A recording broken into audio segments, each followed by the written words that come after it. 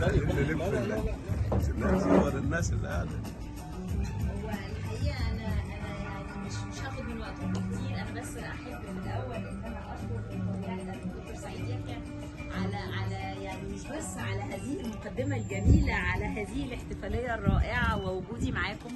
بشكر سياده القنصل العام ان هو خد من وقته ورتب لنا هذه الزياره، وسياده المساعد طبعا عمرو بيه عباس ووجوده معايا، وكل ممثلين الهيئات والمؤسسات. بشكر حضراتكم كلكم لوجودكم هنا، يعني وقت سعيد وانا حاسه ان انا في وسط عيلتي.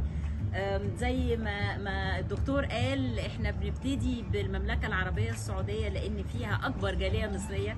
الهدف هو حضراتكم، الهدف وجودنا معاكم، الهدف ان احنا نبتدي بيكم تعرفوا احنا بنعمل ايه، وبرضو احنا نتعرف عليكم واحد واحد، نشوف ايه الطموحات اللي حضراتكم عايزينها، ايه التحديات اللي ممكن نكون يعني واقفه قدامنا ونقدر نذللها.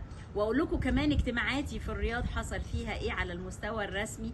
يعني فانا بشكركم جدا، بشكركم لوجودكم معايا النهارده، وبشكر دكتور سعيد لهذه الاحتفاليه، وبشكر وجودي في هذا المكان الجميل لانها البدايه جميله، فان شاء الله باذن الله زياره جده هتبقى جميله. وانا متشكره جدا جدا. ميرسي يا فندم خالص. ثانك يو سو ماتش.